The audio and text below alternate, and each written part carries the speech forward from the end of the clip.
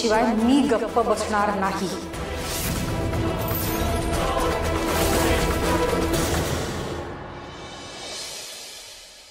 अक्षय, हे बघ, म्हणजे भाऊजी माझ्या बोलण्यावर विश्वास ठेवणार नाही ना, म्हणून तूच बोल ना त्यांच्याशी। ऍटलीस्ट सुरुवात कर, मग मी बोलेन पुढचं, चालेल? हो, कसंही करून आपलं म्हणणं श्रेयसच्या गळी उतरवावं लागेल। हो, पण मला असं वाटतं आपण उद्या ब्रेकफास्ट करताना हा विषय काढला तर। ब्रेकफास्टला कसं शक्य आहे? तिथे आजी असेल, बाबा असतील। नाही तर काय, ते सगळे ताराचे चमचे। श्रेयस एकट्यात सापडला पाहिजे।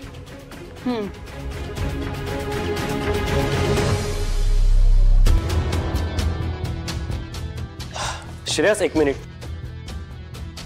काय रे? ऍक्च्युली तुझीच वाट बघत होतो आम्ही। का? तुझ्याशी जरा महत्वाचं बोलायचं। मी काय म्हणतोय, मी ऍक्च्युली थकून आलोय रे खूप। उद्या बोललो तर चालणार नाही का? आय नो तुम्ही दमला आहात, पण श्रेयस भाऊजी फक्त 2 मिनिटं बोलूयात का प्लीज? प्लीज बसा। ठीक आहे।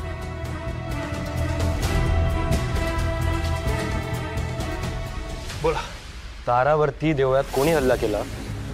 तो सापडला का? नाही ना, अजून काहीच हाती लागला नाहीये, शोध चालू आहे।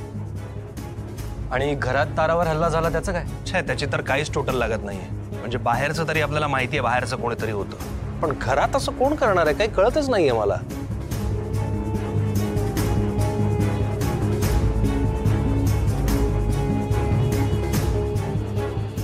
काय काय एकमेकांकडे काय बघताय?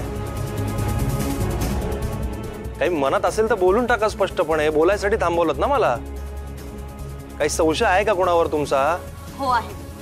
नाही म्हणजे माझं तर स्पष्ट मत आहे की तारावरचे दोन्ही हल्ले हे तिने स्वतः घडवून आणले।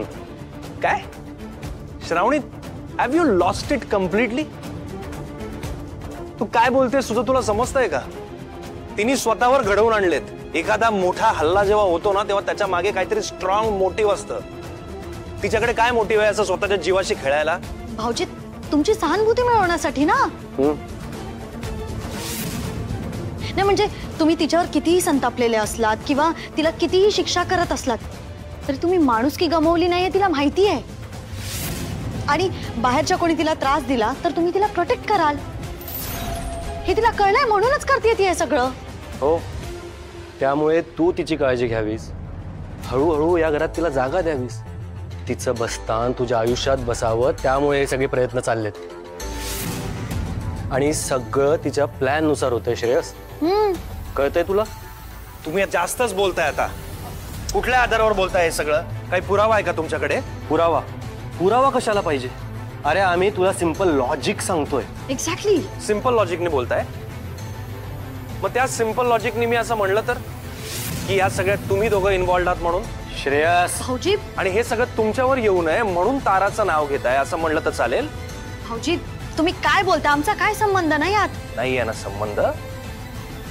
मग ताराचा या सगळ्यात संबंध आहे याचाही काही पुरावा नाही आहे तुमच्याकडे? श्रेयस, तुला कळतं? आलात तुम्ही, जेवण वाढते।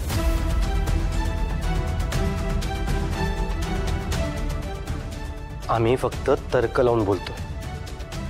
एनिवे, तू घे जेवण। Good night. Good night. Good night.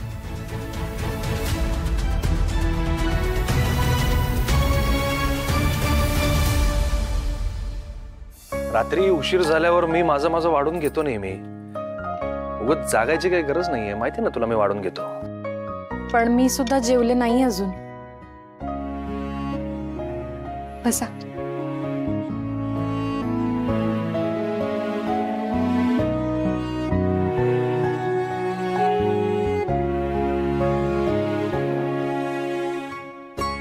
करा सुरू।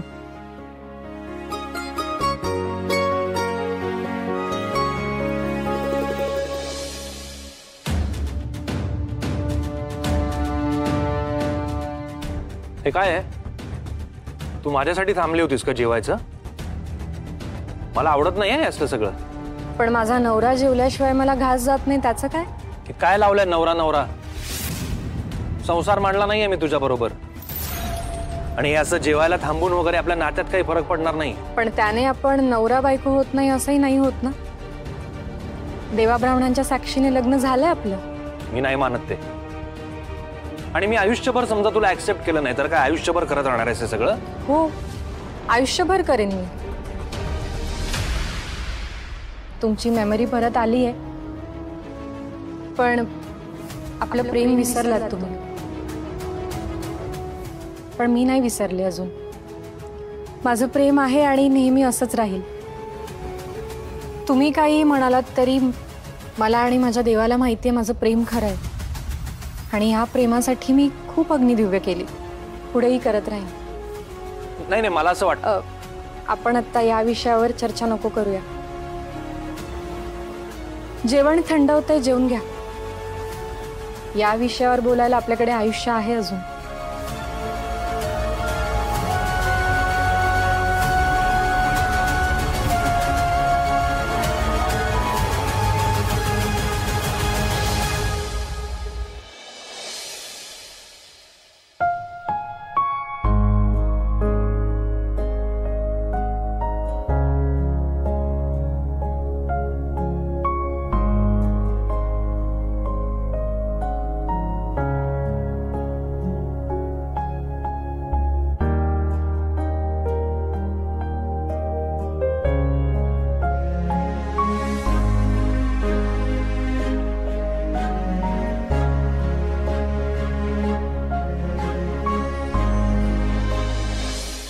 या शकुंतला आत्या आणि दयानंद काका अजूनही होते तसेच आहेत. नीच आणि निर्लज्ज. कणभरही सुधारणा झालेली नाहीये यांच्यात. माझ्यावरचे 2 हल्ले फसलेत तर यांना जाग आली नाहीये. यावेळी या दोघांचाही पुरता आणि कायमचा बंदोबस्त करायला हवाय. आणि तो मी करीनच, तेही त्या दोघांना पूर्णपणे गाफील ठेवून. बघू आता त्या दयानंद काकांचं हार्ट अटॅकचं नाटक कधी सुरू होतंय ते.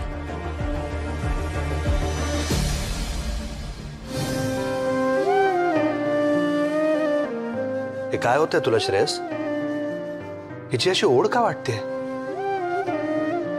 आणि हे फक्त आकर्षण नाहीये, तुला तिची आपुलकी वाटते हे नाकारू नकोस.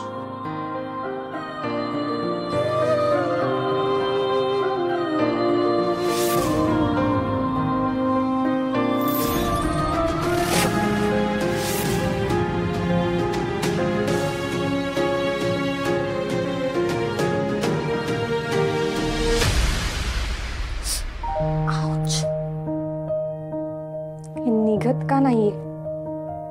ही जर निघाली नाही तर रात्री असंच टोचत राहिले.